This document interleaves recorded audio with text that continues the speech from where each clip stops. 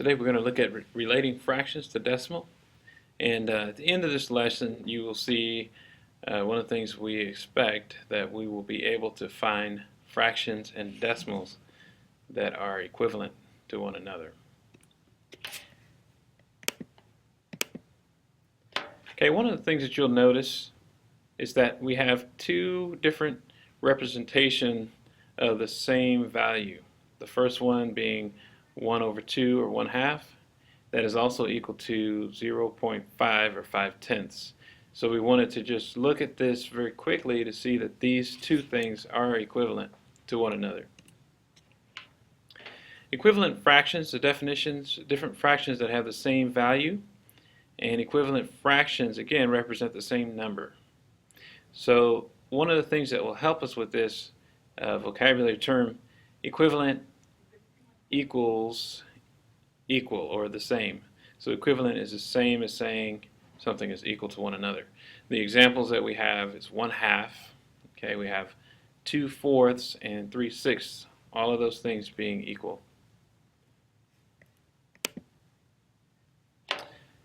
So looking at these numbers up top again, the same fractions, one way that we know that the fractions are equal is by dividing the numerator by the denominator. And we've done that with all three of our examples, and we got the same decimal 5/10 for each of our division problems. That moves us on to decimals, and the definition is a number with one or more numbers to the right of a decimal point that shows a number value less than one whole number. So our examples are 8/10, we have 1/100 and 75/100. Those are examples of decimals. Moving this idea a little bit further, this is sort of an example here. I have 1/2 of an apple, or 0.5 apples, or we could also say 5/10 apples. And then, so we're going to look at how do we relate fractions to decimals. And the way we do that, we take the numerator and divide our denominator to get your decimal. And here is that same thing written out. Numerator divided by denominator equals the decimal. Alright, so good thing I know my place values. When we want to move the decimal to a fraction, if we know our place values, it makes it a whole lot easier. We can still learn those if we haven't already, but the easy thing about it is we can put the decimal in word form and rewrite it as a fraction.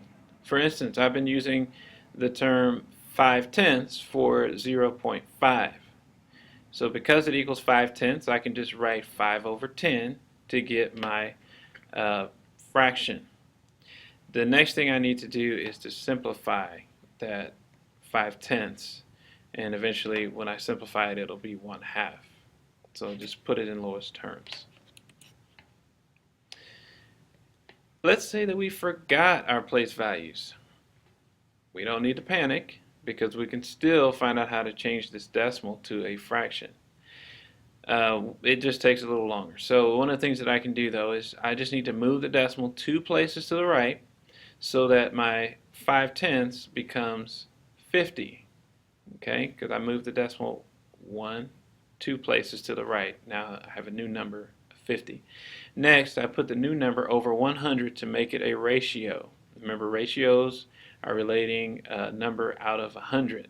So in this case, it would be 50 over 100. And again, I would have to reduce or simplify to show it in lowest terms. Okay, now that we've gone over that, if you have any other questions, you can bring those with you to class, or you could definitely review the PowerPoint slide again. Have a good night.